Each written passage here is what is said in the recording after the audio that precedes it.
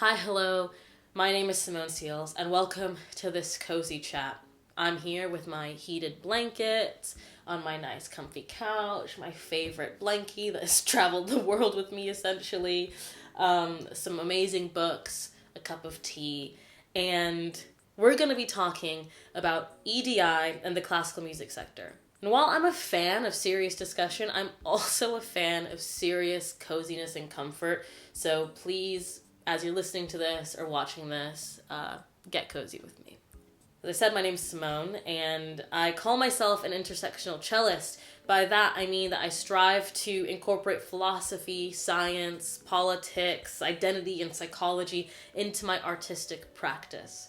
One of my favorite quotes is by Nina Simone, where she says, "It's an artist's duty to reflect the times." So I always want to keep up to date, you know? This video is a result of research, conversations, and interviews I did with the support of Chamber Music Scotland's EDI Development Fund. I pitched this project because I was tired of feeling like I'm the only Black classical musician in Scotland, even though I know that's not true, but that's how I feel. As an American living in Scotland, conversations around race and anti-racism are very different than in the UK, is what I found. And what I'll be talking more about in this video is that, well, Scotland kind of struggles to talk about race, and that makes it challenging to have open and honest conversations about racism in the classical music art sector. During my time researching and learning, I was mentored by Loki Karuna, who is the director for Artist Equity for the American Composers Orchestra. Our conversations were a highlight of this project and left me thinking about what my role is as an artist, how my identities intersect and affect the decisions I make and my perspective, and the importance of the diversity of thought and culture. I also had the pleasure of interviewing three wonderful people in the classical music industry: trumpet player Aaron Akugbo, Chris Jenkins of Oberlin Conservatory, and Sam McShane, who was at that time creative director of Manchester Camerata and is now the artistic director of King's Place in London. So, big ups to her. Absolutely love Sam. I'll be including snippets of my conversations with these people throughout the video. So grab a cup of tea, a drink of your choice, and let's just get into it. What is EDI? Educational institutions, policymakers, and the arts sector as a whole have various amounts of definitions for EDI. However, it can stand for one of two things: equality, diversity, and inclusion, or equity, diversity, and inclusion. The biggest difference between these two is the use of equality versus equity. So I'm going to pull out the dictionary and a bit of Google to get these definitions so we're all on the same page. The Oxford English Dictionary, which I found is free to access through my public library card, so if you're a word nerd like me with a library card, it's possible you too have the whole Oxford English Dictionary at your disposal. So jump on in that if you so choose. Oxford English Dictionary defines equality as the condition or fact of having the same rights, advantages, or opportunities as others or another. In later use, especially regardless of differences in gender, ethnicity, class, etc. So this, in the context of classical music, applies to having blind auditions to avoid unconscious bias, having music education in schools, access to musical instruments, having auditions take place outside major cities so that it's more accessible to others, just having things there so that everyone has the chance. And then we have equity as defined by the Oxford English Dictionary as the quality of being equal or fair, fairness, impartiality, even-handed dealing. I find the important word in this definition to be fair. This touches on something that I wasn't really able to articulate when I was doing my bachelor's back in the States.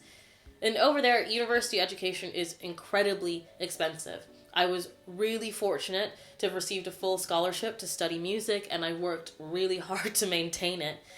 And then I found out that there were students whose parents were donating thousands of dollars to the university, and those students were also sometimes getting a full scholarship to attend.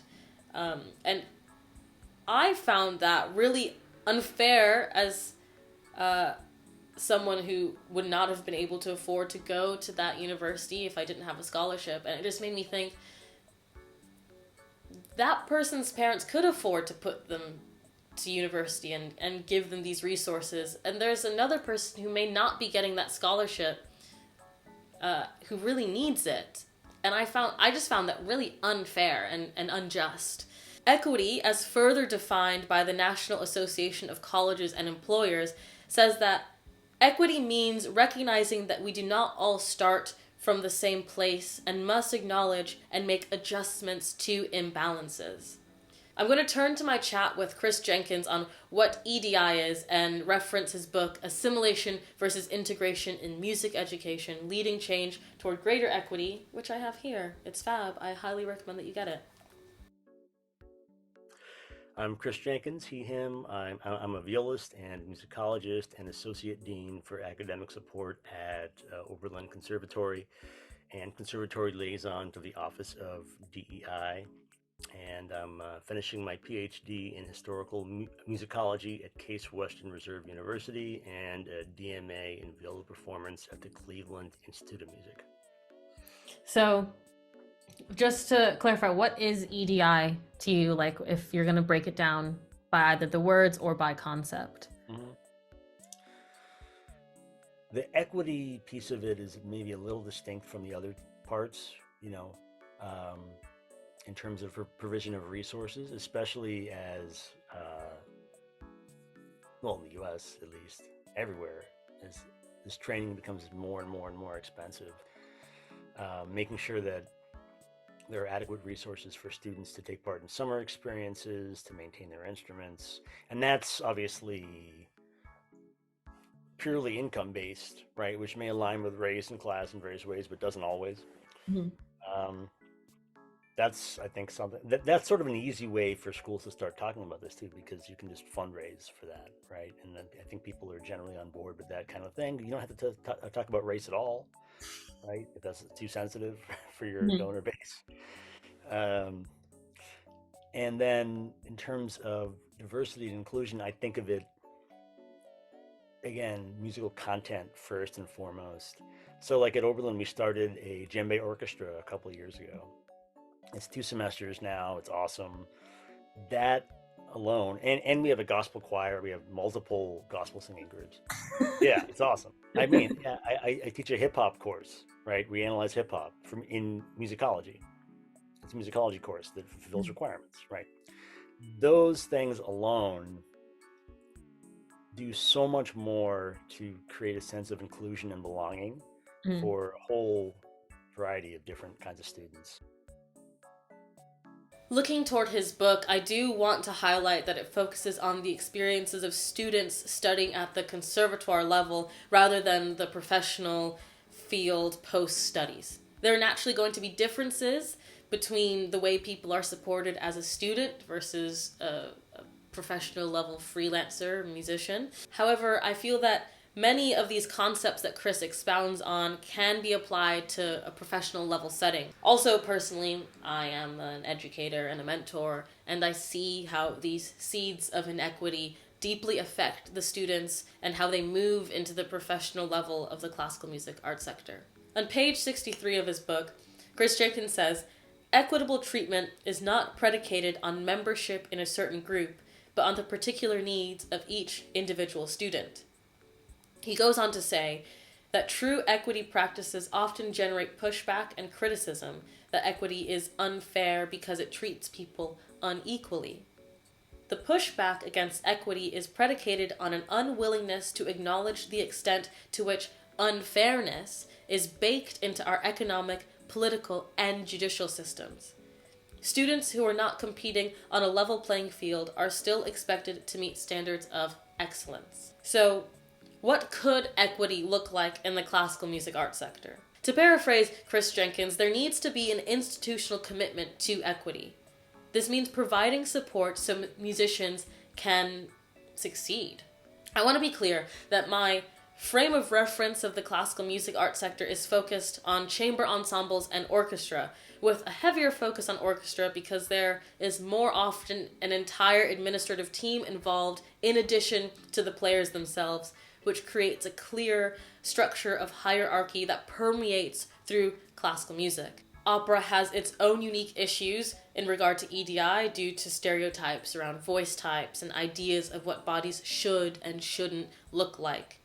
It is important to talk about EDI and anti-racism in opera, and maybe I'll dive into it another time, but I'm going to focus on orchestra this time around. For the sake of us all being on the same page, I want to talk about what it means to be anti-racist. My definition is framed by Ibram X. Kendi's book, How to Be an Anti-Racist. Essentially, he says that it is not enough to say, I am not racist. One must say, I am not racist, and I am actively fighting against racism. Okay, cool, but let's be honest, racism is often misunderstood, so if we don't always know what that means, then how can we actively fight against it? Well, the Coalition for Racial Equality and Rights, or CRER, has a whole page on their website called Racism in Scotland. They make a point of saying that the Oxford Dictionary's definition is a simple explanation to a complex issue. The Oxford Dictionary defines it as prejudice, discrimination, or antagonism directed against someone of a different race based on the belief that one's own race is superior. CRER notes that the concepts of discrimination and racial superiority are not always straightforward. And this became obvious to me when I moved to Scotland because, well, it turns out that white people do in fact discriminate and feel superior over other white people. However, this tends to be more of an issue around class than race. So now I gotta talk about class and race. So for the sake of time, race is a made-up concept. It was used as an excuse to exploit black people and people of color and indigenous people by saying that people with a different skin color was actually a different race entirely, and that this made people of color inferior to white people because we were savages who could be dominated like cattle. Of course, all of this is untrue, and yet the societal impact of these beliefs still permeate through our culture today and is felt within the structure of classical music, which, I'll get into shortly when I talk more about the orchestral environment. Now, class is essentially how people are divided by their economic status, and it can feel as though people's potential and moral values are determined by whether they're working, middle, or upper class. There are assumptions made about people's class based on the way they speak, dress, and behave. And so maybe you can start to see how the issues of class and race intersect and also make up their own new issues. During my time in Scotland, I have come to realize that people here in the UK more broadly have many thoughts about class. People know how to speak about class. There are arts access programs for people from working class backgrounds, similar to programs in the States for Black and Latinx folks. People have a clear understanding of what class means to them and how it's affected their life and the lives of others around them. This is radically different in comparison to people's ability to talk about race in Scotland. Now, I promise I'm going to start talking about the classical music art sector specifically soon, but if we're going to talk about anti-racism and lean into the intersection with class in the classical music art sector, then I gotta talk about Scotland's demographics, because let's be real. I can't fault Scotland for being a majority white country. That would be bonkers of me to do. So let's have a look at the 2011 census. Unfortunately, the 2022 census, which breaks down the ethnic diversity of Scotland, isn't going to be released until May 2024. So I got to work on old data, which is definitely outdated, but it'll give us some relative idea of what we're working with. So the census asked people what ethnic group they belong to. The 2011 census found that Scotland's population was 96% white, with a decrease of 2% from 2001. 91.8% of people identified as white Scottish or white other British, 4.2% of people identified as Polish, Irish, Gypsy/Traveler, or white other. The population in Asian, African, Caribbean, or Black, mixed, or other ethnic groups doubled to 4%. So the CRER has a section on their website which kindly breaks down poverty in Scotland. So let's have a look at that. They say the most recent statistics from 2015 to 2020 show that both before and after housing costs, the rate of relative poverty in Scotland is more than double for those from BME groups compared to the majority white Scottish-British groups. The poverty rate was 41% for the Asian or Asian-British group and 43% for the mixed Black or Black British and other group, compared to the 18% for the white Scottish-British group. Risk of poverty varies significantly amongst different BME communities. However, in Scotland, detailed ethnicity breakdowns of poverty rates are relatively rare. Statistics from 2007 to 2017 showed that almost half, 45%, of the Pakistani group, the biggest BME group in Scotland, and more than half, 51%, of the Chinese group, the second biggest BME group in Scotland, were in relative poverty. Now, the reason I'm showing you all of this is to point out how closely race and class intersect, especially in Scotland. How you got within 4% of the population, nearly half of them are in relative poverty.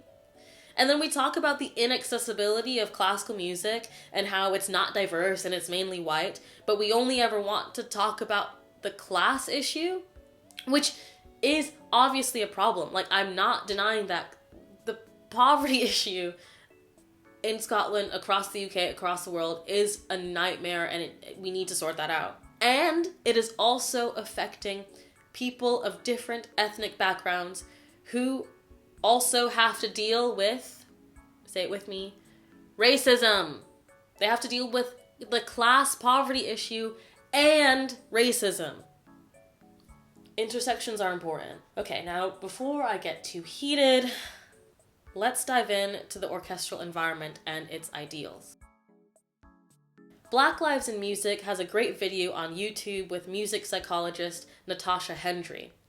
Her point of reference is mainly focused on England, and as a Black woman, she is talking about Black people. Her concepts can still, however, be applied to Scotland. Music education and people's relationship to classical music are often developed from an early age through the school system.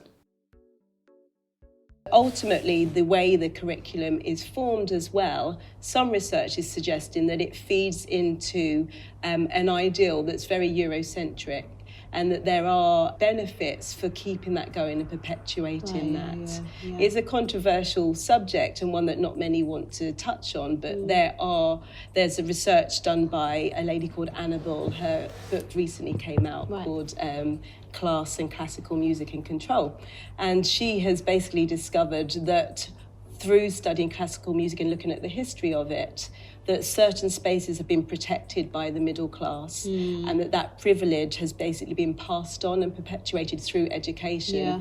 So these could point to some of the reasons why it's been kept that way and why it's not been widened and made more inclusive. As I watched her speak, I was reminded of my conversations with Chris Jenkins, where he describes the aesthetics of classical music and how they are used to perpetuate white Eurocentric ideals. The idea that there are these social structures, I term them as, or frame them as aesthetics, but there are many different ways to frame them. There are these social expectations around behavior and every aspect of behavior in terms of formal interaction, informal interaction, interpersonal interaction, how you hold your body, how you speak. You know, every part of how you behave is being judged by a set of standards that are racially informed. In conservatories, in any school, in orchestras, in all settings, right? And then in classical music, there's a very particular set that are, again, deeply racialized and alienating to most students of color in some way or another. Mm-hmm. Yeah, I've the most notable experience I've had of this assimilation versus integration from like the opposite end was where I was probably I think I was the only Black person in like the opera orchestra. And suddenly some of my colleagues started saying, "Yo, Simone" to me. And to which I've never heard them say yo to anyone else. And I'd be like, "Yo, what's up?" And then like, oh, but it was constantly "Yo, Simone," and be like, "Oh yeah, yo," and I was like, "What is going on?" Because for me, it's like saying "chip chip cheerio" to like everyone else.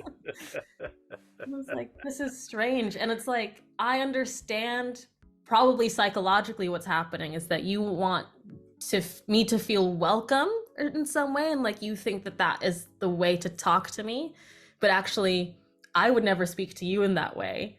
So like there is still a disconnect. So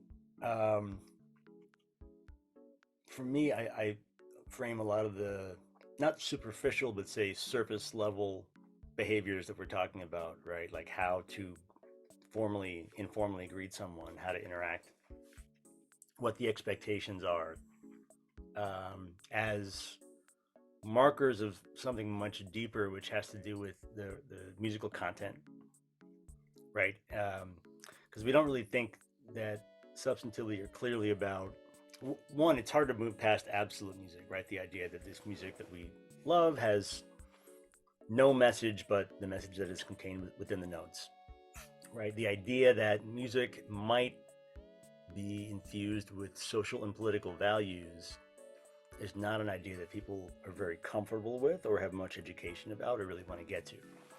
And when I was first introduced to this idea by my advisor, Susan McClary, who wrote the book Feminine Endings, and who was a really big proponent of this way of thinking, I thought, oh, wow, that's amazing.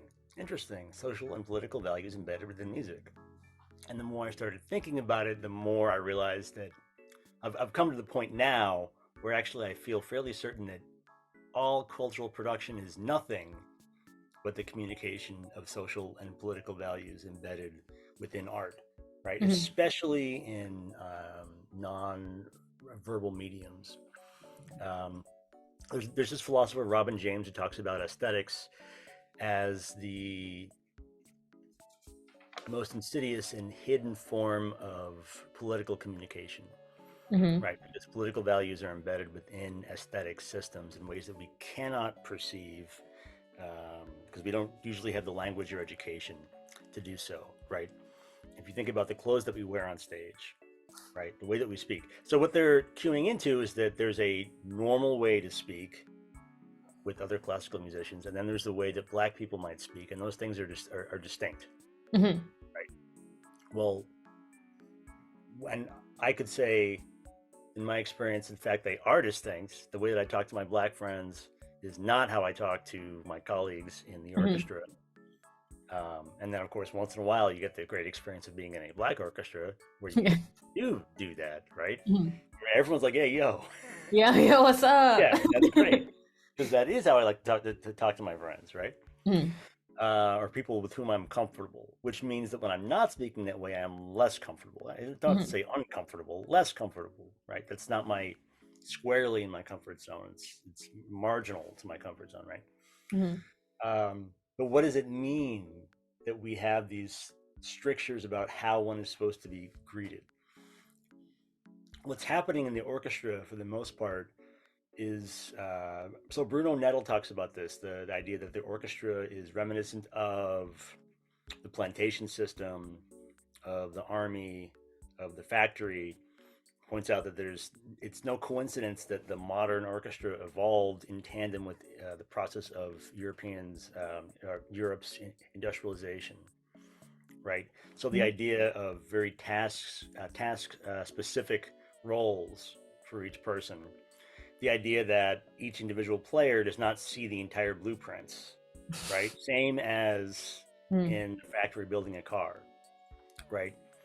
The atomization, really, of the individual and being subsumed into this huge organization that is conducted by a single individual whose role as management is to create a product that everyone can enjoy, right? And thinking about orchestra really as a microcosm of society. Like, why do people go to the orchestra? What are you supposed to get out of that? it's representative of what your society is able to do, right? Here we see Yeah. a symbol of everyone, different roles, different expectations, but they all come together to make something that we all can understand and appreciate, right? So it's really symbolic of the idea of what one's own community, society, nation is able to produce, is capable of, and the idea that we are able to achieve that through separation, through strict hierarchy, right? Through the removal of individual desires and needs, right? So a lot of those aesthetic values, I mean, you see that in the dress too, right? The dress is standardized and it's heteronormative and all these things, right? There are a whole bunch of social and political values that are being communicated through the structure of the orchestra, inside the music as well, the way the music works thematically and how it develops in terms of first and second themes. You're aware these themes were not always called first and second, they were originally called masculine and feminine. Yeah. Right. So there are ideas about gender embedded. There are ideas about the heroic narrative, the heroic ideal embedded inside how sonata form works, how things develop, right? Even the fact that there's closure in every piece before 10 closure, right? We end in the same key we began. What an odd thing. What does that mean? We always come back to happily ever after. The story is always resolved. It's like a movie, and we know the story's always going to resolve. We're always going to end on 5-1 every single time. What does that mean? That one is able to overcome 5 psychologically, right? Because we place ourselves, our ego is represented by the primary theme and by the primary key. It's our first identification. So the idea of the heroic journey, transformation, return, right? Closure, the idea that one wins. You don't lose. You never lose at the end of a classical piece. You always win, right? Yeah. Imagine if the piece were to end on 5. It's inconceivable. Yeah. Right? We laugh. Oh, that's stupid. What? That could never happen. Why not? Why not? What does that mean? That means something very powerful. We cannot even conceive of that happening, right? So inside the structure of the music, inside the structure of the ensemble, inside the spoken and unspoken regulation of behavior, there are all these social and political values that are being communicated. These are particularly at odds with the aesthetic of African American expressive culture. Yeah. So when I think about why is it that it's been so difficult, especially to, even with all these programs and fellowships and initiatives, blah, blah, blah, blah, blah, to get, to increase the number of African Americans in symphony orchestras. The social and political values inside the music, inside the behavior, every single thing that happens are particularly at odds with the aesthetic values, that is the social and political values of African American expressive culture. So no wonder, right? Yeah. It's not a matter of fellowships. It's not a matter of all these things. The environment, every part of the environment is less than comfortable. Yeah. Right? Yeah. Now, the only way to change that is to change the practice of the music, to change the aesthetic system in which the music operates. It's the only way. There's just no other way. Yeah. In his book, he says, in philosophy, the term aesthetics refers to the concept of perfection or beauty. In the arts, it refers to an agreed-upon ideal. But the concept of the ideal in performance extends to ideals within domains of behavior, such as dress and speech, and then expands to include a wider range of expected or preferred behavior, rather than only that which is ideal or the best. Black Lives in Music, or BLIM, did a report called Being Black in the UK Music Industry. In this report, they asked music industry professionals from across genres and practices about their experience with racism. So let's have a look at their findings. The analysis of the experiences of Black music professionals surveyed reveals that nearly 3/4, or 73%, have experienced direct or indirect racism in the industry. And 80% have experienced racial microaggressions. Nearly half have felt that their abilities and contributions are not recognized, and 75% are dissatisfied with how the music industry supports Black music professionals. That's a large amount. That's a large amount of people from a particular group saying that they've experienced racism. When I spoke with Aaron Akugbo, I asked him if he felt that he was able to be his full self in an orchestra. Another question I want to ask is, how much do you feel you can be your whole self in an orchestra setting?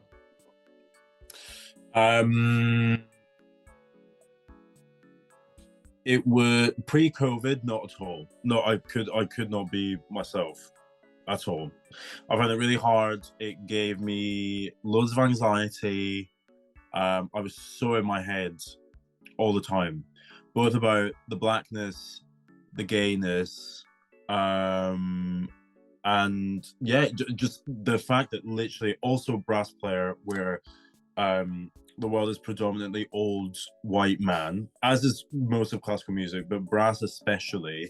And if it's not that, even if it's younger guys,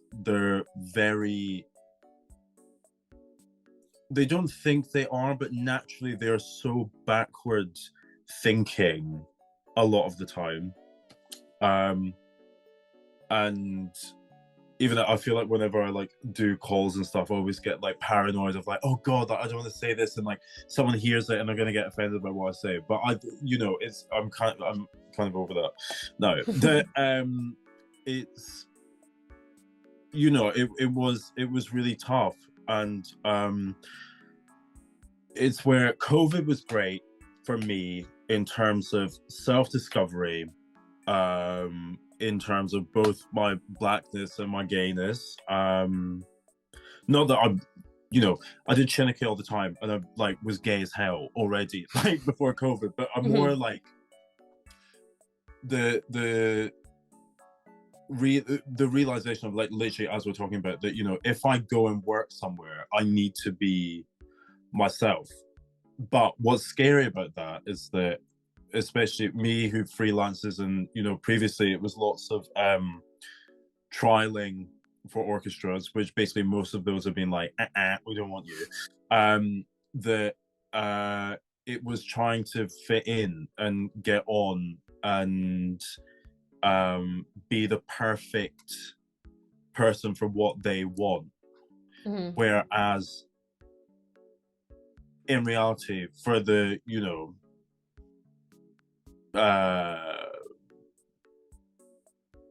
absolute happiness of the rest of my life, if I'm honest and genuine with who I am as a person, and present that to people and they like that and I get hired, then that's great. Whereas obviously if I go in and I'm trying to like whitewash myself and speak a certain way and act a certain way, that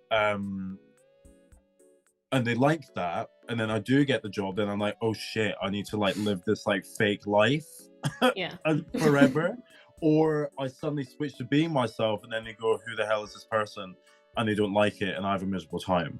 In the report on being Black in the UK music industry, BLIM also asked what Black male and female professionals felt they had to change to be accepted in the profession. So let's have a look at those findings. So they were asked whether they felt they had to change the way that they spoke, or change the way they behaved, or change their appearance, or change their name. And as we can see, high percentage, half of people felt that they had to change the way they spoke. Nearly half of Black women felt the way they had to change to behave, versus 40% of Black men.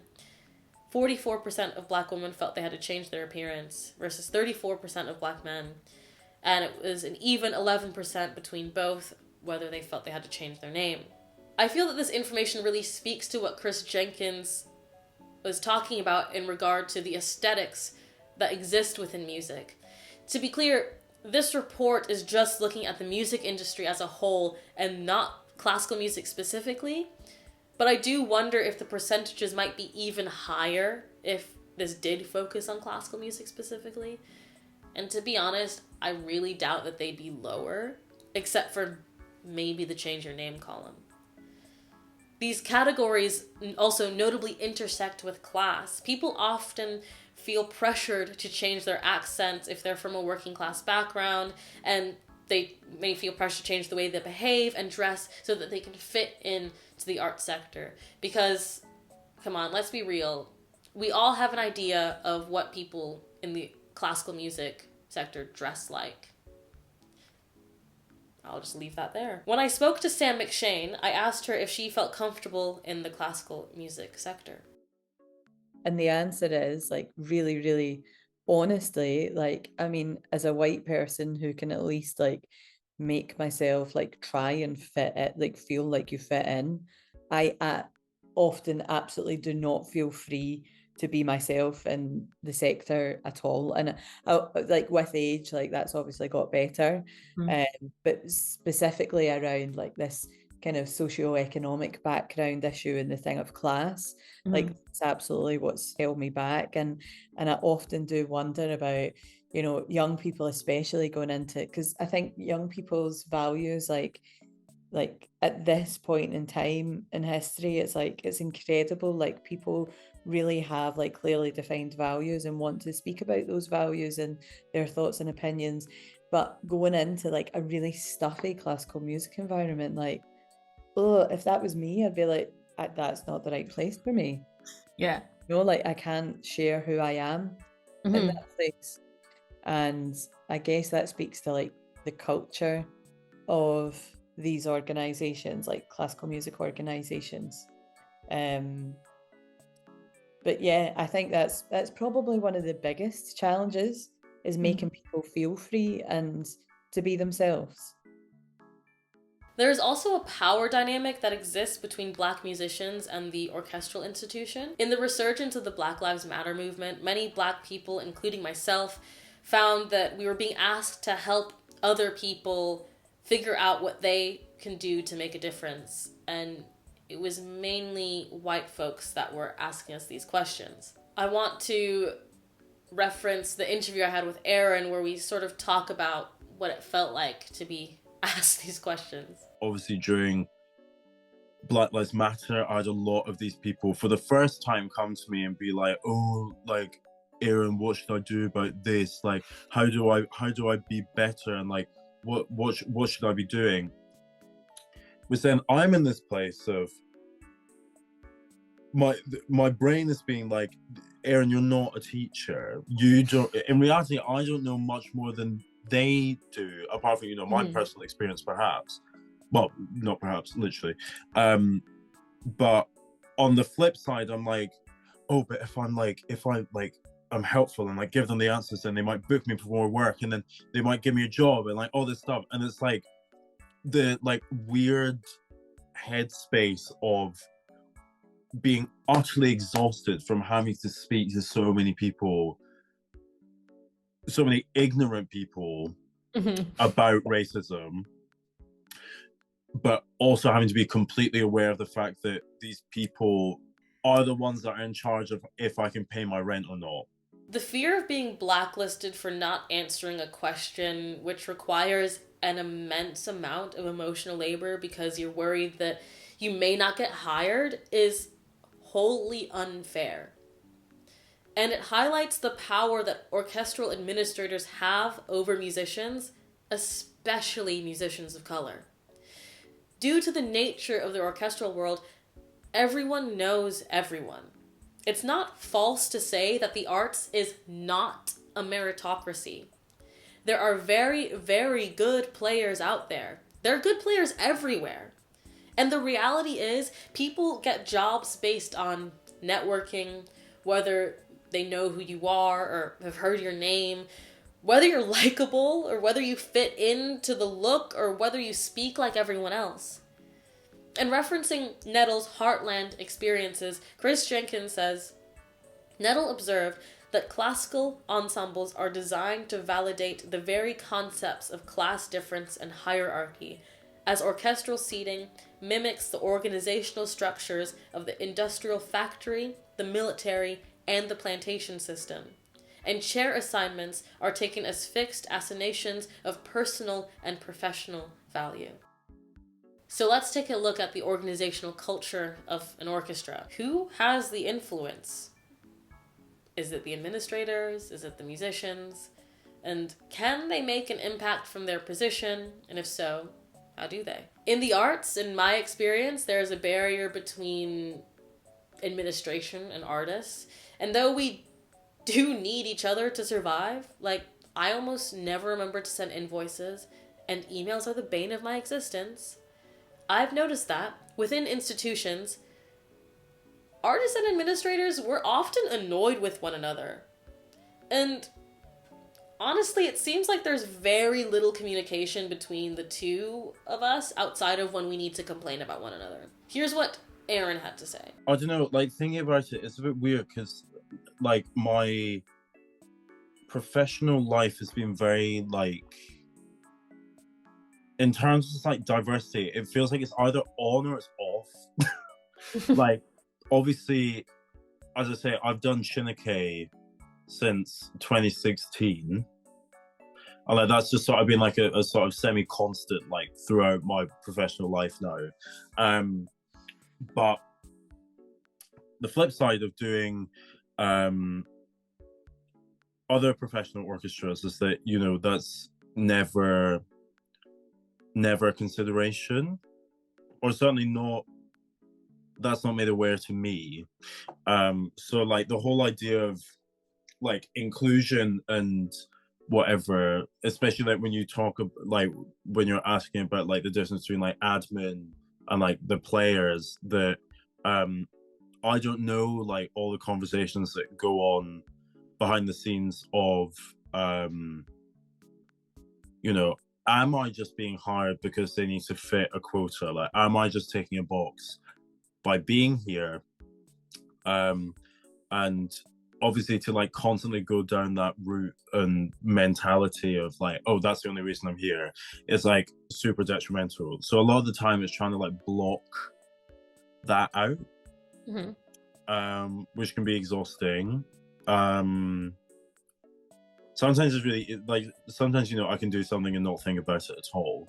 But certainly I know that when I first started working in other orchestras in London, that, you know, one of the first things I would think of, like, when I walk into the room, is like, okay, how many others are there? And, you know, more often than not, I was the only one, if not one of two, maximum four. That I don't know whether, like, where Chinike being, like, the first thing that I do in London, perhaps, like, I was, like, spoiled from the start of, like, oh, like, Black musical excellence, like, amazing. And then it's all just, like, downhill from there. But yeah, I don't know, it's really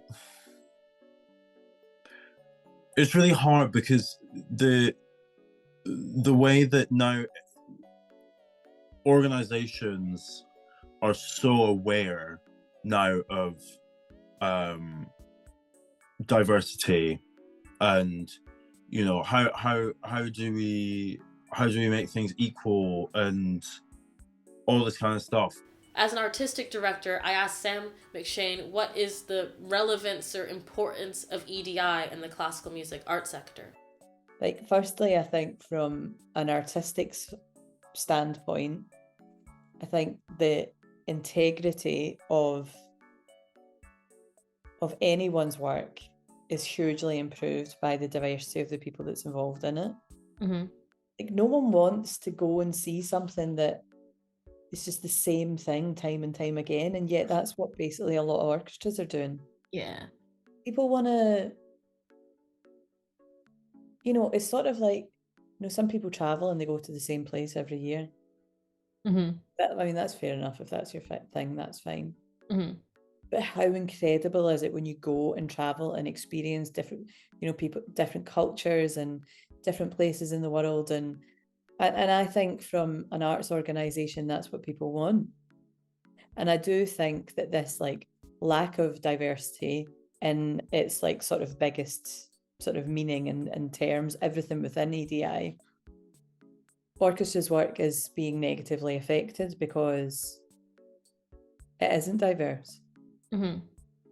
And they're really limiting who they engage with. Mm-hmm. But the other thing, I guess, artistically is, and I think this is probably quite a difficult thing for organisations to speak about, because Arts Council, Creative Scotland, etc. are sort of asking you to report on like the diversity of the artists that you're working with. Basically, what's happening is that I think opportunities are sometimes given to people that aren't necessarily ready. Mm-hmm. And then what happens is that within let's just say it's a soloist, for example, a soloist will come in, and then what happens is the musicians within the orchestra will think, oh well, that wasn't the greatest experience, and the people in the management have got them in for a box ticking exercise.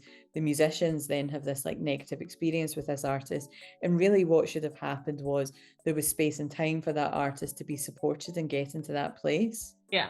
And not just like, oh, let's just select this person because they're a Chinese violinist. When speaking to Sam, I spoke about how, as an artist who has worked for organizations, I have felt wholly unsupported at times with zero guidance, and I was still expected to perform at the ideal level, but I had no idea what that level was. And I found this to be true amongst many of my other Black colleagues.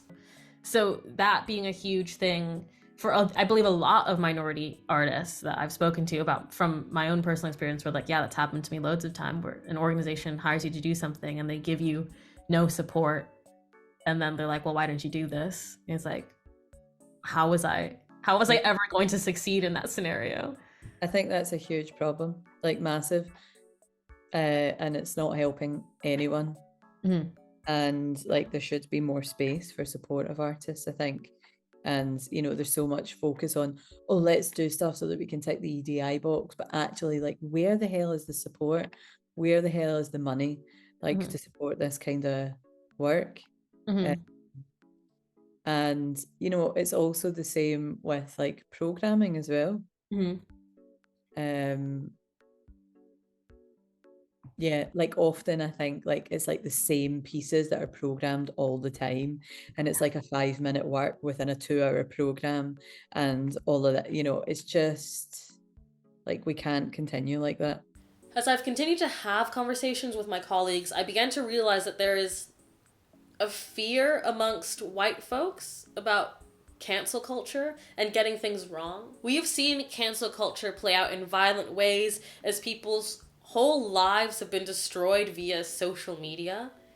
And while I'm actively against the ways in which cancel culture ruins people's lives, I am not against calling people out for them to take accountability and to ask them to reflect on the decisions they've made and how they've impacted others. I do believe that people are capable of change, and I also believe that people only change if they know that what they're doing needs to change.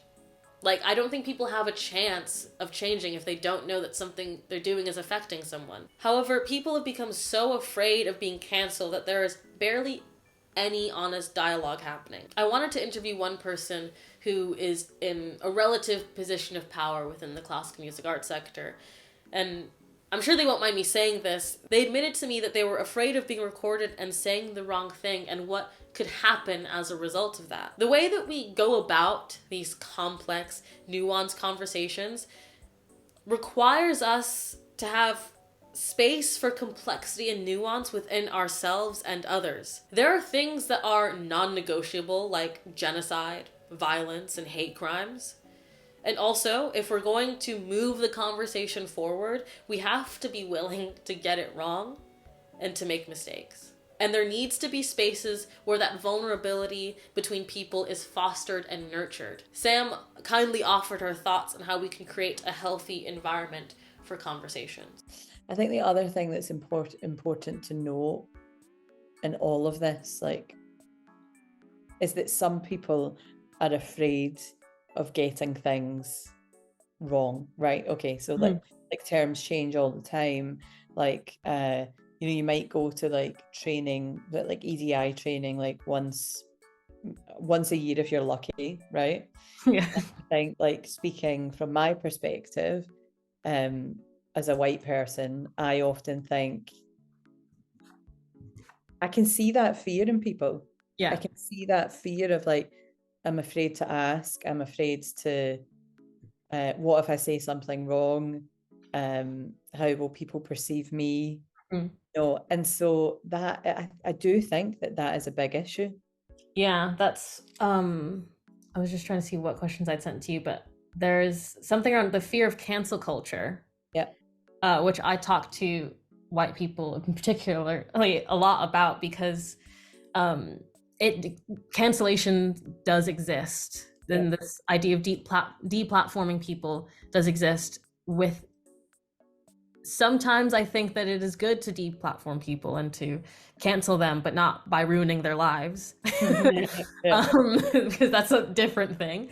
But this idea of we have to always be right, and we have to always be up to date on the latest language, and I see the struggle people have with that, especially because I am American. We have different terms for things, and like it was just recently, in like the last year, that I learned that like there's a slur for Romani travelers, and it was just like, that's just a word that, in America, if you said that, most people don't even know what like Romani travelers are. So it's like, how do we, like, you can't know everything all the time. And so then how do we move forward, and whose responsibility is it to, I guess, make this a healthier environment and an open space for learning, and how much time do we give people? Because it should be a priority, but then what does that mean? Because like, it's not going to happen tomorrow, but do we give it a year? Do we give it 2 years? Yeah. And I also don't think it should be like, okay, let's get people to have conversations and let's have like a 1-day conference on it. Like, I think it should be like allowing someone facilitating time for organizations to be like, like, Simone, we're putting this program together, or we have seen X, Y, and Z piece of art. What do you think about this? I want to get like your perspective on it. And also, like, it doesn't have to be so formal. Like, people should feel free to be able to ask questions, to get to know people more. Like, at the end of the day, if we can't understand someone's perspective, then how can what we do be diverse? How can it reflect the people that we essentially, these organizations exist for? Yeah, I fully agree. And I think, for coming from my perspective, I'm always like, how difficult then is it for, minorities and myself to be asked those questions? And I think maybe that's also what I mean by responsibility. Like, because there's going to be someone that has that knowledge. And in this case, when there's a almost fully white institution, and historically colonial institution, that's like, now let's ask the people that we've sort of made voiceless. But we've been shouting the whole time. Like, that is where I see a lot of issues arise. It's like, now you want to know, but actually we've been saying this the whole time. And that's where I get concerned for organizations, and I don't know how to move forward, when I fully agree that, because I love having conversations, I love answering questions, I love asking questions, but there are going to be people that are much more tired than I am getting asked questions that they've been shouting about. And I guess, I don't know what your thoughts are on that. Maybe it's less about sort of asking specific questions and more about having a more open dialogue. So getting to know artists more, getting to know artists' work more, and therefore like who they are, why is that work important, like, so that ultimately we want to be like, so in our work, I know this isn't in Scotland, but at Manchester Camerata, we are basically, with everyone that we bring in now, we want to like tell the story of that artist, not just to the audience but to the musicians, but B, also like allow this moment of like exchange between this guest artist and all these amazing other artists in a room. Mm-hmm. And so maybe it's not like asking specific questions, but it's just about an open dialogue. Mm-hmm. I totally get that. And the other thing is like, you know, because of reporting mechanisms, right? And it's like, oh, how many Black artists have you worked with this year? How many disabled artists have you worked with this year? Like, what's really weird, and we were having a conversation about it within Camerata recently, was like, we have to report on this, but we don't want to openly sort of, like, why would we say, here are the artists living with disabilities that we work with? Why would we do that? They're just like the same group as everyone else. Yeah. And so reporting mechanisms, I think, I get why they're doing it, and I get they're trying to place importance on that, but I don't think they're necessarily doing it the right way. It means that people are putting, like, whether it's working with a global majority composer or artist, or whether it's working with deaf, you know, someone, deaf people, for example, on a project, you're putting them in a box which is separate to all of your other work. Yeah. Instead of it being part of, it's just not helpful. Okay. I must admit that sometimes I'm afraid of speaking out and saying how I feel. This is my second time recording this video because I felt that I was too heated in the first take and I didn't actually say what I wanted to say. But what does that even mean? Because there is truth in emotion. There is truth in expression. And we know that because we consider the best classical musicians to be the ones who are able to speak to the truths in our souls through music. So, being real, I'm angry, I'm tired, and sometimes I feel really alone in Scotland, especially in the classical music sector. The place that, you know, gave me my first love, which is the cello. It's an absolute privilege to play a wooden box with strings for a living, but it does not make me better than anyone else. And I wish that I felt that sentiment was shared amongst more people in the classical music sector. So what can support look like? How can we ensure equity for people working in the classical music sector in Scotland? We must have more active, empathetic, compassionate conversations. They must be a priority. There is time for these conversations, but we aren't making time for them because we are prioritizing other things, which are also important. However, I believe that if we are able to shift the way we engage with EDI and classical music, moving away from a tick-boxing repertoire statistics exercise and truly learning what it is to collaborate with one another, that if we're able to listen with an open mind, to create spaces where people can feel safe to express themselves and not feel that they have to be defensive, then we can really begin to move forward institutionally. On a support level, I believe there needs to be more mentorship and guidance, breaking down the hierarchical structures of classical music. Now, it's always going to be terrifying walking into a new space where people have already developed friendships and relationships and you're the newbie. It can feel like being the new kid at school, walking into the lunchroom and not knowing where to sit. But we're not in high school anymore, and we can create environments where when a new person walks in, they're welcomed with open arms, transforming the orchestra into a community where everyone is valued for what they bring to the table as a musician and a person, rather than continuing to uphold the outdated aesthetics that Chris Jenkins speaks of. We must be aware of the white, Eurocentric, upper-class values that classical music perpetuates, and we must learn how to speak about this without becoming defensive. I understand how hard it can be to really critique something that feels as though it's a part of your core identity. However, I'm more than a classical musician. I'm a person with many identities and a rich cultural background. I want to make the classical music sector a safe place for myself and for others. And that starts by honestly saying how harmful this institution can be to people that don't fit the mold and then must make themselves fit by shedding parts or denying parts of their identities and personhood and very being. My final thoughts are, well, I have more questions, really, than I have answers. And I know I was just like, we must do this, we must do that. But honestly, I have a lot of questions. I don't really know.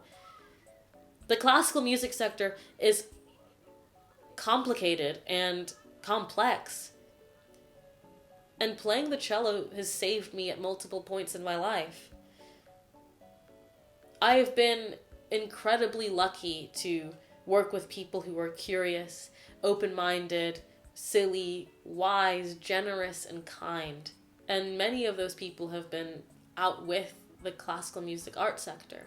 And I want that to change through conversation, through compassion, through admitting what we know and what we don't know, by being brave enough to ask questions and grounded enough to listen to the answers. Thanks.